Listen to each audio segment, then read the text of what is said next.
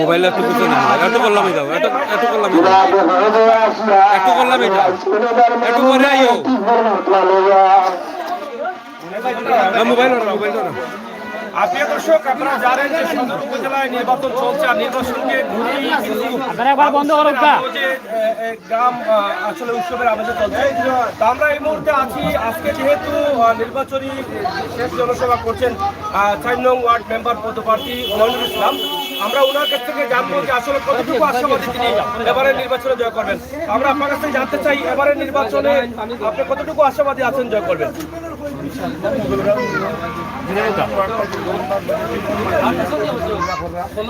আমি শিওর আমাকে আস্তে বিশ্বাস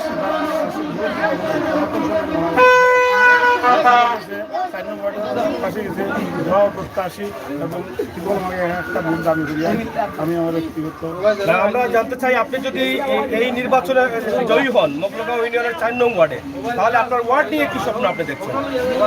আমি স্বপ্ন দেখছি ওয়ার্ডের বহু পরিস্থিতি আছে, এরা সবসময় আমার কাছে মোটামুটি একটা পরিবেশ সবসময় আছে।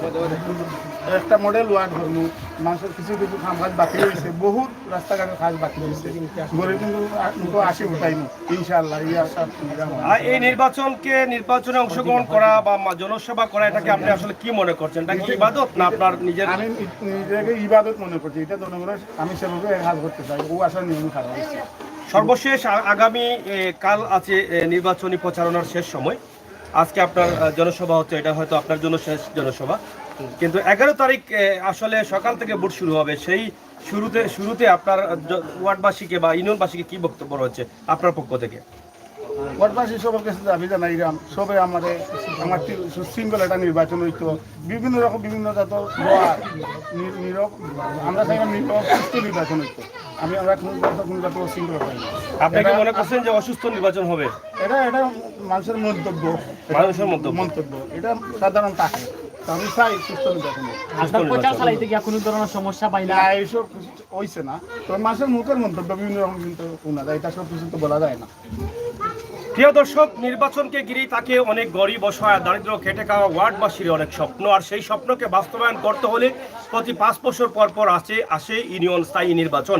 আর সেই নির্বাচনে যদি হয় প্রার্থী দক্ষ এবং যোগ্য, তাহলে সেই প্রার্থী দ্বারা যারা অধিকার বঞ্চিত মানুষ আছেন তারাই কিন্তু তাদের অধিকার ফিরিয়ে পায়। তাহলে আসুন আমরা সবাই মিলে চেষ্টা করি যাদের কাছ থেকে অধিকার আদায় করা যাবে, যেই মানুষগুলো অধিকার ফিরিয়ে দিতে পারবে অধিকার বঞ্চিত মানুষের, সেই মানুষগুলোকে আমরা নির্বাচিত করি। ধন্যবাদ আপনাকে। এখানে একজন ভোটার আছেন, আমরা ভোটারের কাছ থেকে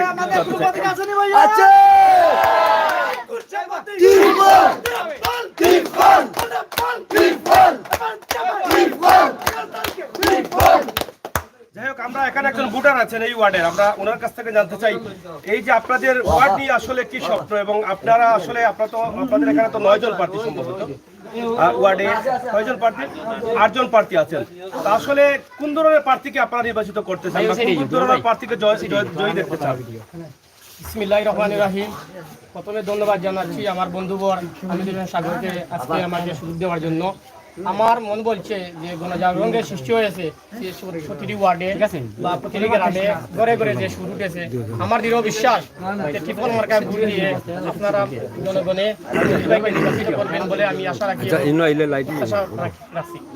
আপনারা কি মনে করেন যে এই মইনুল ভাইকে আপনারা ভোট দিয়ে যদি জয়ী করেন, তাহলে আপনাদের ওয়ার্ডবাসীর যে অধিকার আছে, অধিকার বঞ্চিত মানুষ যারা আছে, তারা কি অধিকার ফিরে পাবে বা উনি কি দিতে পারবেন সেই অধিকার?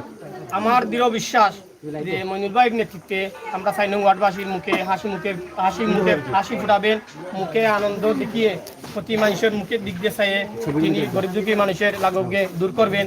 আর আশা রাখি বর্তমানে সারা বিশ্ব জুড়ে যে মহামারী চলছে, গত মহামারী তো আমরা দেখছি, বর্তমান চলমান যে মহামারী চলছে সেই দিকে এই মইনুল ভাইয়ের প্রত্যাশা যে কোনো সময় মানুষের খবর নেওয়া, আমি এটা মনে করি যে উনার মতো মানুষ নির্বাচিত হলে আমরা গরিব দুঃখী শান্তি পাবো। আপনার ওয়ার্ডে যে অতীতে যে মেম্বার ছিলেন বা অতীতে যারা ছিলেন, তারা কতটুকু উন্নয়ন করেছেন এবং কত শতাংশ উন্নয়ন বাকি রয়েছে বলে আপনি ওয়ার্ডের একজন ভোটার হিসেবে মনে করছেন? আমি মনে করছি যে গত যে মেম্বার ছিলেন তিনি চেয়েছিলেন উন্নয়ন করতে, কিন্তু তাকে উন্নয়ন করতে দেওয়া হয়নি। তিনি সঠিক মতে মূল্যায়ন পাননি, সঠিক মতে তানোর ত্রাণ যতটুকু চাওয়ার ছিল তিনি পাননি। তিনি যদি সঠিক মূল্যায়ন পেতেন তাহলে আমরা আশা রাখি আমরা উন্নয়ন আরোটুকু পেতাম। এখন আপনারা কি মনে করছেন যে এই আগের যে উন্নয়নের সঠিক সুযোগ পান নাই, মইনুল ইসলাম গেলে তিনি সঠিক মূল্যায়ন পাবেন এবং উন্নয়ন করতে পারবেন? আমি আশা রাখি যে গত যে উন্নয়ন থেকে আমরা বঞ্চিত হয়েছি, মইনুল ভাইকে যদি আমরা ভোট দিয়ে নির্বাচিত করি, আশা রাখি আমরা পরিপূর্ণ উন্নয়ন পাবো। সর্বশেষ আপনার বক্তব্য কি? নির্বাচন সুস্থ বা অসুস্থ, এখানে যেহেতু যিনি প্রার্থী আছেন ওনার কাছ থেকে একটি বক্তব্য আছে, সেই বিষয়ে আপনার কি বক্তব্য রয়েছে? আমার বক্তব্য শুধু হচ্ছে আমরা তো আশা করি সুষ্ঠু অবাধ নিরপেক্ষ নির্বাচন হতে, কিন্তু পরস্পর যে ভিন্ন মানুষ, নানান মানুষ নানান মত, নানান মানুষের নানান যে বক্তব্য করছেন, কেউ বলছেন এটা সুষ্ঠু হবে না, কেউ বলছেন সুষ্ঠু হবে। গণতান্ত্রিক দেশ হিসাবে আমরা চাই সুষ্ঠু নির্বাচনের মাধ্যমে আমরা একজন চেয়ারম্যান এবং মেম্বারকে নির্বাচিত করি। প্রিয় দর্শক, কথা বলছিলাম আজকে নির্বাচনে যারা অংশগ্রহণ করেছেন ইউনিয়ন সদস্য মইনুল ইসলাম মইনুল 4 নং ওয়ার্ড থেকে 7 নং মোগলগাঁও সিলেট সদর। আসলে সবাই চায় সুস্থ নির্বাচন, সবাই চায় ভালোভাবে যেন তার ভোটটা সে দিতে পারে এবং তার অধিকার যেন সে ভোটের মাধ্যমে সে ফিরিয়ে নিয়ে আসতে পারে।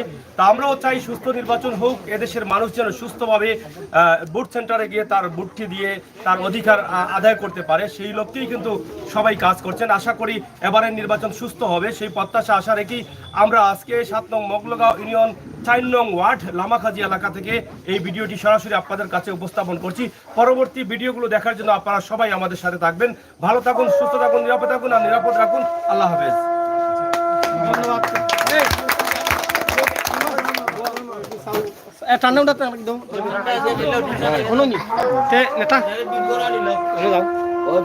নেতা